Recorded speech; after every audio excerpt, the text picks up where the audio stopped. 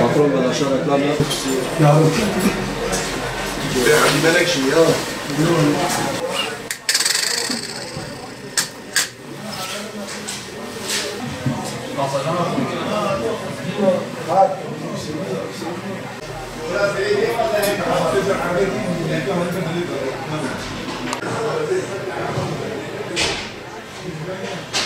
Şu anda yılbaşında altın 3.000 liraydı. Şu anda 3.325 lira oldu. Altın yılbaşından şu ana kadar 300 lira geldi üstüne.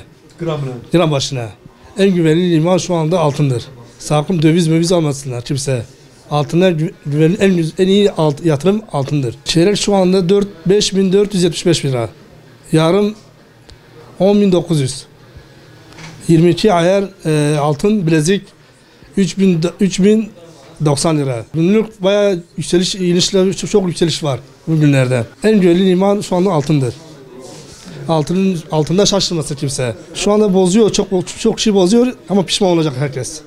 Bu çünkü altın daha yükselecek. Yani 3600 falan bulur. Şu anda yani 2-3 ay içerisinde 3600 bulabilir altın. Benim isteyen borcu olanlar biraz alsın, beklemesin. Altın alsın.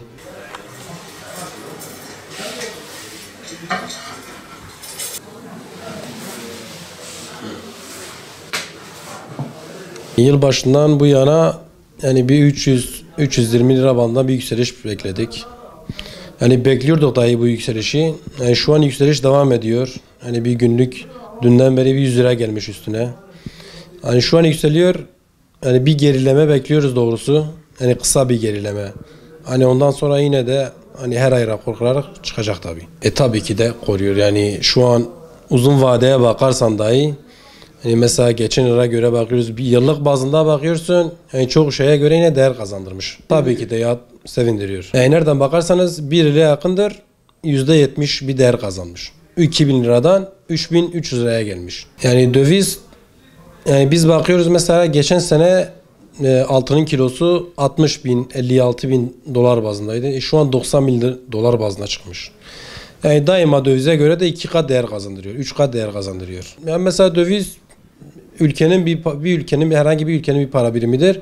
Ama altın dünya genelinde altındır. Yani hiçbir şeye bağlı değil. Yani tabii ki de her zaman da altın güvenli limandır. Yani alabiliyorsa tavsiye ediyoruz almasını. Yani şu an bakıyorsun piyasaya alan da var, satan var. Yani yükseliş olduğu zaman genelde alıyorlar vatandaşlar. Yani tavsiyemiz daima mesela biz de altını tavsiye ediyoruz. Hani her ay bir çeyrek de olsa bir kenara bıraksan, hani mesela damlaya damlaya göl oluyor. Hani tabii ki de hani altını tavsiye ediyoruz.